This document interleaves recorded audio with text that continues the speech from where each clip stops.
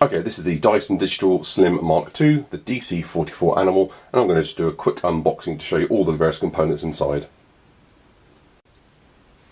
Okay, there's a single piece of tape here on this box, so I've just quickly slid a pair of scissors along, but you could equally do that with a knife. Then you've got a couple of very simple pull-open cardboard tags, and we're in. Okay, so you get the instruction booklet, as well as on the back of here all the registration details, your serial number, etc. So that you're going to want to send off to Dyson. You get a couple of useful information books as well. One thanking you for choosing the Dyson, and one a bit of a history about Dyson. And now we're into the actual items itself. I'm going to remove the characteristic metal blue wand and I'm going to slide it out of its bag. So I can quickly show you all the features that this unit has. So not only is this good solid aluminium, and it's a good sturdy pole, and it's a wonderful colour as well, but what you've actually got in here are two power connectors that run discreetly internally through the pole into both ends. I'm banging the box with this rather large pole here. Let's try and get that so you can just see in there. So the other connection point comes out down the bottom here, and this basically means that this carries both the dust, the waste, the fluff, etc., as well as power down to the end motors. So let's get the business end out first. On the right hand side here, you've actually got the unit, the powerhouse. Everything's in a nice bag. I found quite surprisingly, pleasantly surprisingly, that the unit came both with the battery installed and charged. So I'm going to just quickly fire it up just so you can see me actually whiz the unit on. You can hear it's quite a decent noise there. You get a little light on the top when it is on. There's also a button on the back that has max labelled on it, that if that is pressed in, not only does the label on the top come on, but this eliminates also, and you could probably hear there that the motor was spinning at an additional speed. So I'm going to leave that off just for now. And there we have the main unit. You've got the battery on the back. You've got here a red lever that will actually allow you to quickly eject the dirt from the storage hopper directly into your bin. That's a nice solid clasp.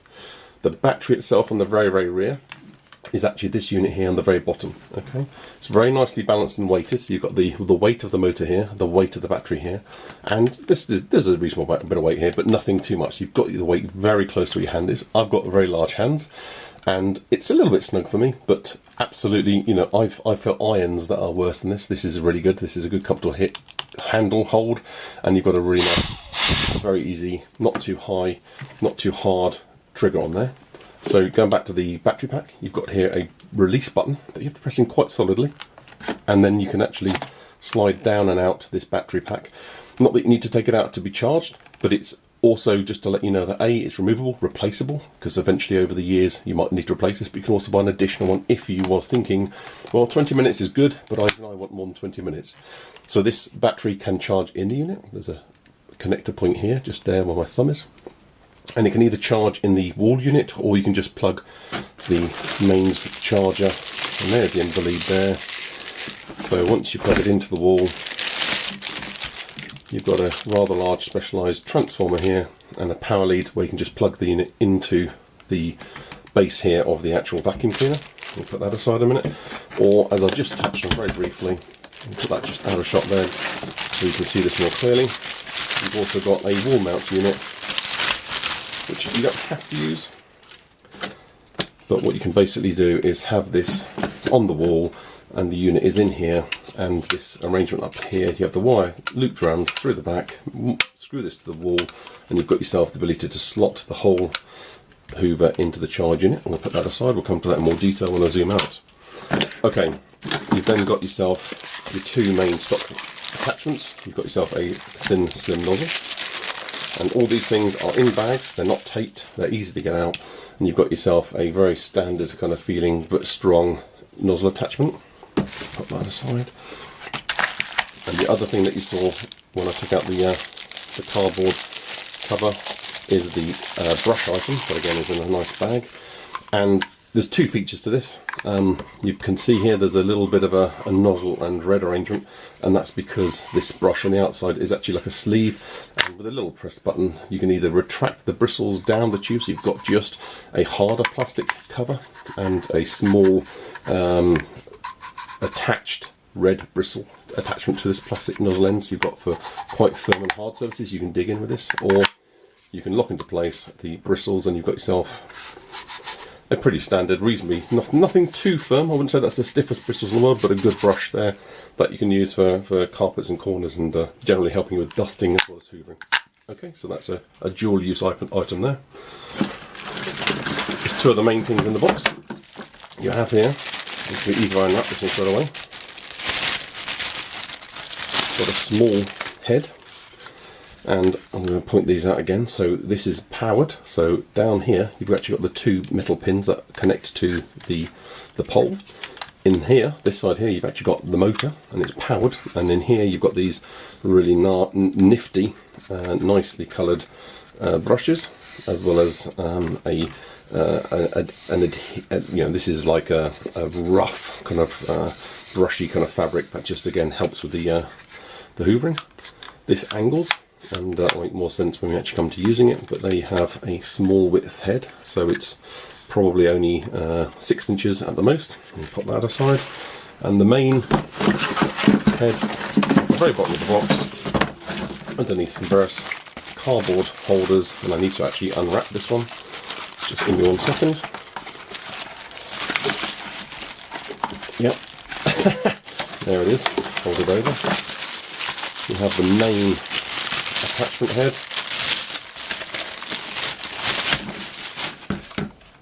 and there's the business end with all the brushes. Okay, and turn that over, you can see that you've got yourself clear plastic top with Dyson name on the front. Now this is obviously the part that attaches to the main pole shaft, and again here are the pins that give the motor that's in here the power to actually drive these bristles. And you've got two colours of bristles here. You've got the very stiff red, and you've got a really kind of fine fibre. It's possibly going to be these fine fibres that they're talked about in the front, these carbon fibre bristles. You've got a rather soft purple filament fibres going on here again, and again the same red, quite bristly, quite rough fabric on the back. And there's a few other points here and there. There are wheels that seem to spin here, but most importantly is at the hinge joint here you've got two, almost like a ball. They almost join together into a ball. If I hold that up into the position that would naturally be, so you've got two really kind of easy steer and glide wheels that, again, when I show you this actually being used on the floors, will make a lot of sense, but it allows you to really easily pivot, steer and drive this unit around the floor into all the corners and getting under the furniture. One really nice feature is I can see how flat that lies. That means I can actually use this totally underneath a sofa or hard to reach places, so that's actually fantastic. So the clearance there, it's only a few centimetres. That's really handy. And I'm going to connect a few of these up just to show you how this is going to be looking.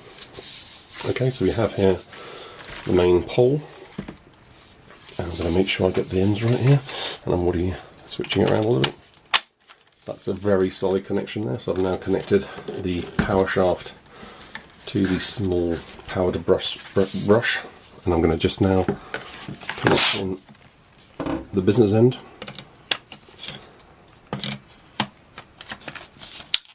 Again, this is a good click, and I'm going to just turn it over so you can hopefully see this blur of spinning fibres.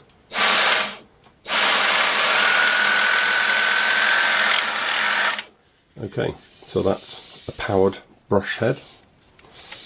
Now of course you don't need to have the long blue tube on all the time like I'm showing you here. This is really just to quickly show you how this is going to look. And I'm going to just now connect up the powered main business end. So this is the full width head, and again I'm going to show you the blur of the brushes as they turn. Hopefully it doesn't come out too well. You can probably just see the patterns going. Now what you actually hear, this seems to be like a slight delay, but what you actually hear is the motor end far into life, where the battery is in this unit here. and then possibly there's a slight delay before the actual power, once this is spinning, is then fed down to the end tool. So it also makes a lot of sense if you think about it. That means you've got suction, so you've got suction going down to the power tool, and then the power tool will start spinning its brushes, and that actually makes a great deal of sense. So there we have the DC44. This is the Dyson Animal. Okay, this is the Dyson Digital Slim Mark II, the DC44 Animal, and I'm going to just do a quick unboxing to show you all the various components inside. Okay, there's a single piece of tape here on this box, so I've just quickly slid a pair of scissors along, but you could equally do that with a knife. Then you've got a couple of very simple pull open cardboard tags, and we're in. Okay, so you get the instruction booklet, as well as on the back of here all the registration details, your serial number, etc. So that you're going to want to send off to Dyson. You get a couple of useful information books as well. One thanking you for choosing the Dyson, and one a bit of a history about Dyson. And now we're into the actual items itself.